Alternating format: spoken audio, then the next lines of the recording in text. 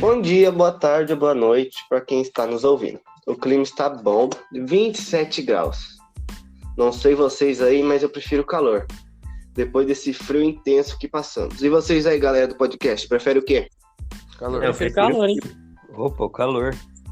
Ah, da hora. O meu nome é Luiz e hoje estamos aqui em 5 pessoas do Primeira Automação para fazer um trabalho de história e falar especificamente sobre o absolutismo na era medieval. Agora eu quero que cada um se apresente, começando pelo Matheus. Bom dia, eu sou o Matheus Ramos e eu vou estar falando sobre os teóricos do absolutismo. Bom dia, eu sou o Matheus Toloto e eu vou estar falando sobre a economia e o declínio do absolutismo. Bom dia, eu sou o Paulo Otávio e eu vou estar falando sobre as principais características. Bom dia, eu sou o Miguel e eu vou estar falando sobre um pouco do período e dos reis, do absolutismo. Beleza, então vamos estar começando com o assunto do podcast. O absolutismo foi uma forma de governo muito comum na Europa. Aconteceu no século XVI ao meados do XIX. O ápice, com certeza, dele foi na Idade Moderna. Mas no que ele se baseava? Então, se baseava no poder absoluto em uma pessoa só, rei, príncipe. Mas como que isso aconteceu? Como foi possível um monarca, um líder nacional, centralizar todo esse poder nele? Para nós entendermos melhor, teremos que voltar um pouco no tempo, ou bastante, lá na Idade Média. Lá na Idade Média era limitado o poder do rei, por causa de uma característica do modo de produção feudal. Tenho certeza que você já deve ter ouvido falar nisso. Chamava descentralização. O rei era uma figura importante, mas não conseguia centralizar todo o poder que queria. Isso acontecia por causa da produção feudal. Lembra dele? Durante a Idade Média, o rei dependia de troca de favores, que é a relação de vassalagem. A relação de vassalagem era uma das relações e hierarquias mais comuns no mundo feudal. Baseava-se na oportunidade que algumas pessoas tinham para ter acesso às terras. Então, o rei dependia muito de relação entre reis e nobres. Era muito importante durante a Idade Média por causa dessa política de produção feudal. Um fato curioso é que o absolutismo é confundido como uma doutrina conhecida como direito divino dos reis, que é poder e autoridade do rei vinham diretamente de Deus. De igual forma, de acordo com essa doutrina, um rei só poderia ser destituído por Deus. Mas você sabia que existe também uma diferença entre absolutismo e despotismo? Mas o que é esse tal de despotismo? É o poder que é exercido de maneira isolada e absoluta, onde o rei age sem nenhuma preocupação. Agora, o absolutismo possui uma sustentação teórica. Era um regime defendido por autores, como já vai descobrir já quais são esses autores e qual ideias eram deles. Agora eu vou passar para o Matheus. Fique nesse podcast, você vai saber de tudo sobre o absolutismo. Bom dia, eu sou o Matheus Ramos e eu vou falar sobre os teóricos do absolutismo, como eu tinha falado. Eu peguei 3 principais teóricos que são Nicolau Maquiavel, Thomas Hobbes e Jacques Bossuet. O primeiro deles foi Maquiavel, que nasceu em Florença, na Itália, no ano de 1469 e morreu em 1527. Ele elaborou que o príncipe devia aprender, entre aspas, a ser mal para poder manter o seu poder, pois, conforme fosse mais mal, ele poderia governar por mais tempo, conseguir conquistar territórios novos. Ele defendeu um governo que os indivíduos eram vistos como súditos, que deveriam apenas cumprir ordens, ou seja, o príncipe deveria ser a maior forma de poder e os camponeses deveriam apenas seguir suas ordens sem discordar de nada. Se, por exemplo, se eles discordassem de alguma ordem do rei ou príncipe, eles seriam punidos por isso, porque isso naquela época era levado como crime. Ele escreveu um livro que chamava O Príncipe, que falava justamente disso, como era o principado na época e como os príncipes deveriam reinar para se manter no controle por mais tempo e conquistar territórios. O segundo deles foi Hobbes, que nasceu em Malmesbury, no Reino Unido, em 1588 e acabou morrendo em 1679. Ele defendeu esse tipo de governo utilizando argumentos lógicos e racionais, excluindo quaisquer preceitos ou argumentos religiosos. A sua teoria se baseava na ideia que era necessário um Estado soberano para controlar a todos e manter a paz civil. Então, na sua visão, era necessário que houvesse alguma forma de poder maior, como era o príncipe, a realeza naquela época. Porque assim seria mais fácil de governar e manter a paz civil e assim não haveria guerras e as pessoas poderiam viver mais em paz. Ele também escreveu um livro que se chamava Leviatã, que dizia como que era o relacionamento do soberano com as doutrinas e opiniões diferentes a dele. Ou seja, na visão dele nesse livro, o príncipe, a maior forma de poder, mostrava como que o que acontecia com quem discordasse dele e por que deveriam seguir a ele e se não seguissem o que poderia acontecer. O último deles, mais ou menos importante, foi Bossuet, que nasceu em Dijon, na França, no ano de 1627, morreu em 1704. Ele foi um dos maiores teóricos dentre esses e decidiu partir do pressuposto que o poder real era o poder divino, pois os monarcas eram a representação de Deus na Terra. Por isso, eles deveriam possuir o poder total sobre a sociedade. Ou seja, a sociedade deveria obedecer eles porque eles eram a representação de Deus na Terra. E se não obedecessem, tinham medo de morrerem, serem julgados por isso, ou até mesmo na Terra, se discordassem, ser presos ou torturados por isso. Ele, igual os outros, escreveu um livro que se chama Política Retirada da Safra Escritura. Nesse livro ele descreveu o direito divino, legitimado do governo da realeza. Nessa situação, qualquer revolta seria levada como crime, porém o rei não poderia abusar de seu poder, ou seja, as pessoas, se revoltassem, seriam levadas como crime e seriam presas por isso, ou até mesmo serem levadas à pena de morte. Mas ele também não poderia ficar abusando de seu poder, porque senão poderia dar coisa ruim para ele também. Então, essa foi a minha parte. Esses foram os 3 principais teóricos que eu achei. Existem mais, mas eu resolvi pegar esse porque eram os que mais trouxeram informações de como era isso daqui naquela época. E agora eu vou estar passando a fala para o Matheus Toloto. Bom, agora eu vou apresentar um pouco, né, sobre a economia e o declínio, sobre o absolutismo. E vou começar pela economia. Bom, eu gosto de pensar assim, vamos olhar para os dias de hoje assim, vamos olhar as classes sociais de hoje para comparar com as de antigamente, muito antigamente. Hoje nós temos, é claro, o proletariado e a burguesia, que não tem o mesmo significado de antigamente, né, mas... Bom, antigamente nós tínhamos grandes detentores de terra, era uma desigualdade social imensa que não podemos nem comparar com hoje em dia, que ainda continua muito grande. Mas antigamente era muito mais explícito, com uma nobreza extremamente rica e detentora de terras, também o monarca, sua corte. E era muito caro sustentar isso, se for olhar, por causa que, pensa, você gastar toda hora com luxos, castelo, militares... E sempre tentando gastar mais para tentar aparecer mais exorbitante, para tentar se sentir superior. Era esse o sentimento que a igreja, que o clero e que a nobreza tinha. E claro, né, como sempre foi e como continua sendo até hoje, quem paga são os mais pobres. Pois a nobreza naquela época era isenta de impostos, ela não pagava nada de impostos. E a monarquia, os monarcas, claro, não preciso nem falar que não pagava. Mas quem pagava as grandes taxas de impostos era a burguesia, era os trabalhadores, eram os camponeses, que eram muito injustos se a gente for ver. Quem sempre pagou e acredito que isso mude, quem sempre pagou foram os mais pobres, os mais miseráveis.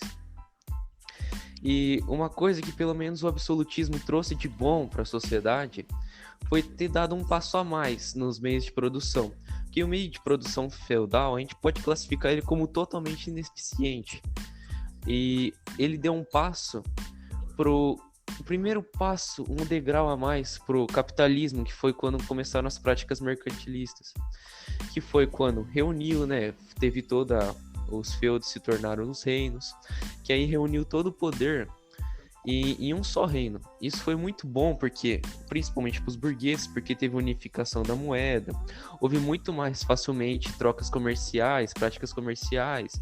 Aí começaram também navegações, aumento do comércio com o Oriente, e assim começou um comércio muito maior, um giro de um capital de giro muito maior. E isso foi muito bom, se a gente for ver. Mas também, claro, né, tinham os grandes taxas, os grandes tributos, que não deixavam de ser muito prejudiciais, né?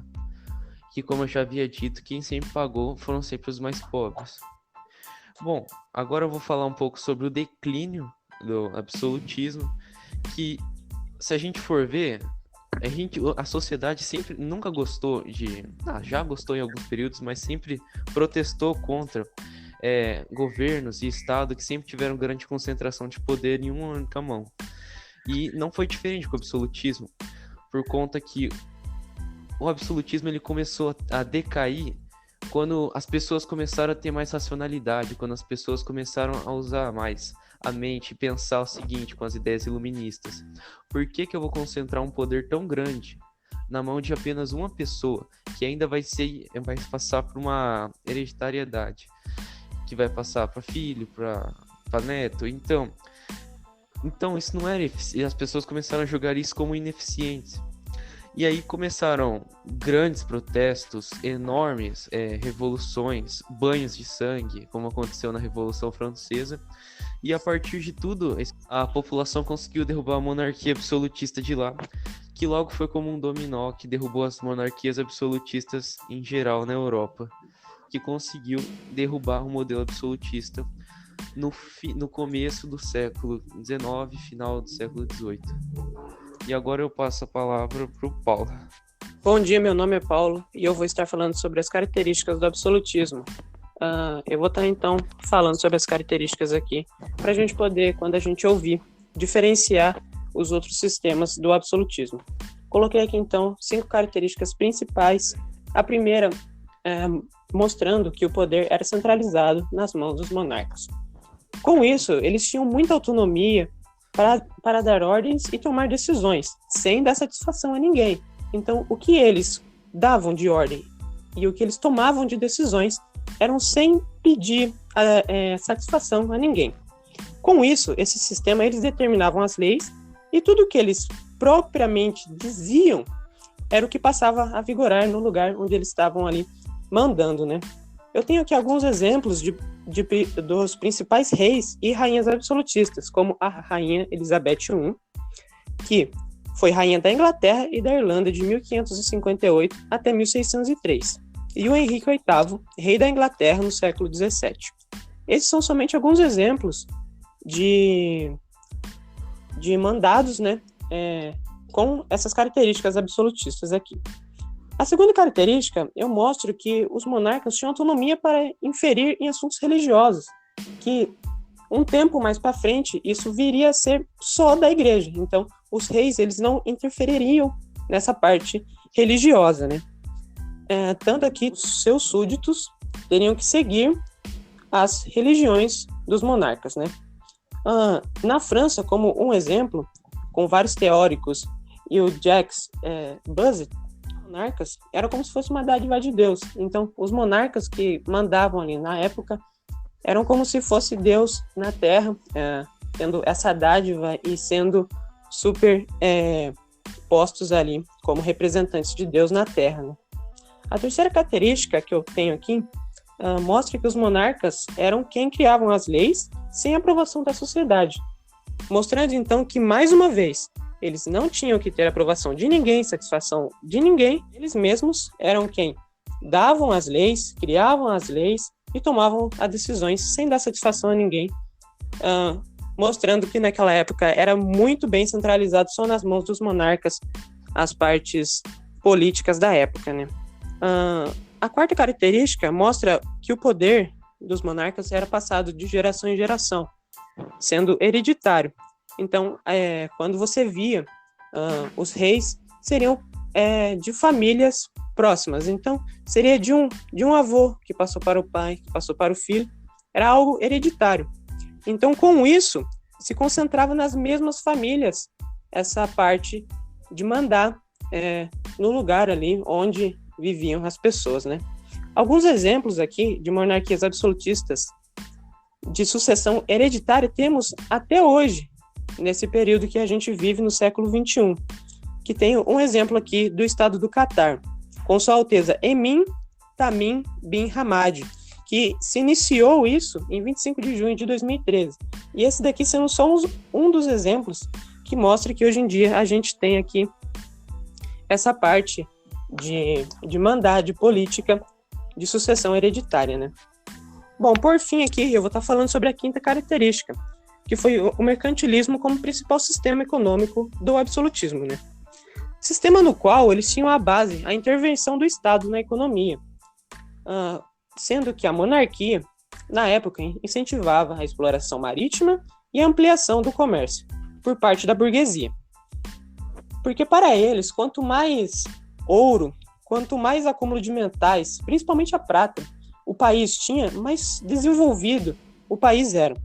Só que com isso, a burguesia ela era a favor do poder dos reis e era contra essa parte de ser muito focado em acúmulo de metais. Por quê? Eles teriam que ter unidades fiscais e monetárias. Com isso, a burguesia seria não beneficiada.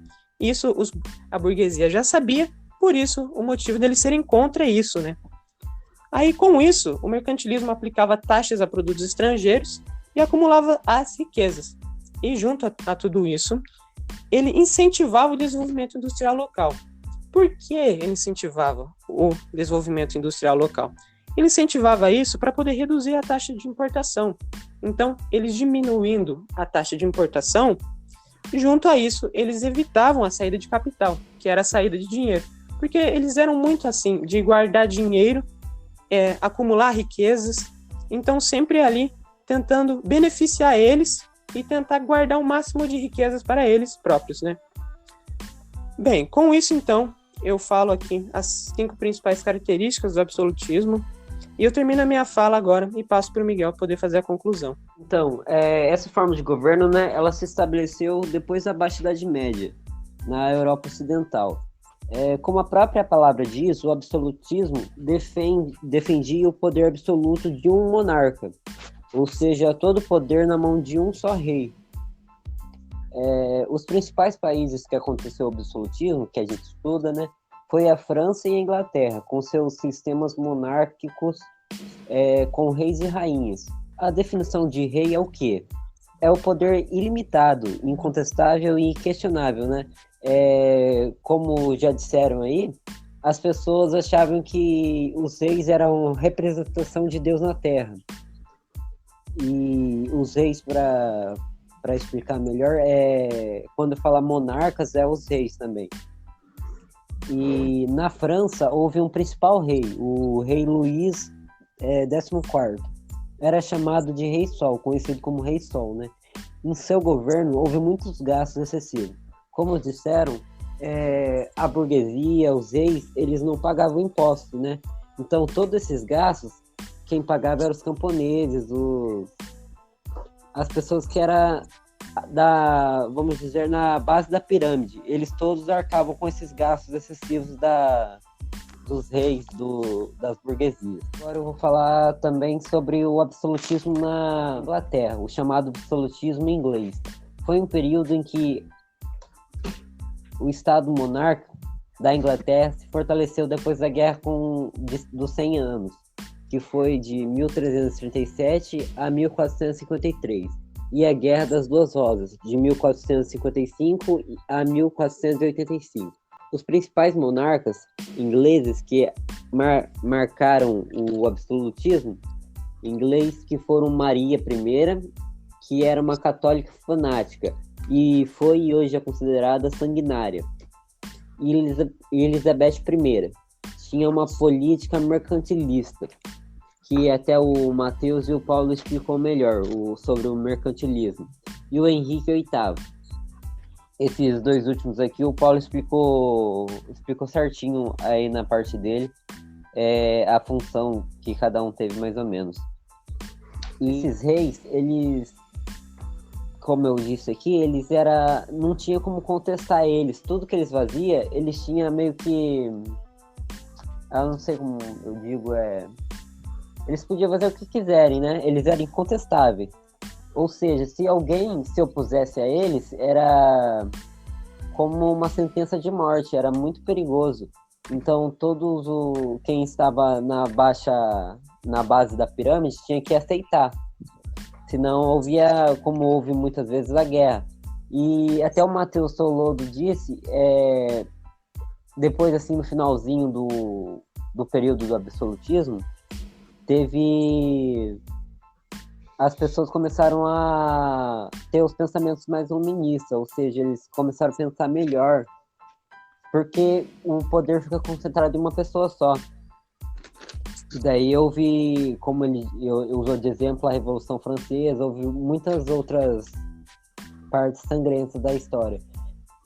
E como ele também disse, a minha parte também tem isso eu também falo disso, não foi tudo um ponto negativo, teve o ponto positivo, que foi a capitalização da moeda, a industrialização, tudo isso foi muito bom também para a época.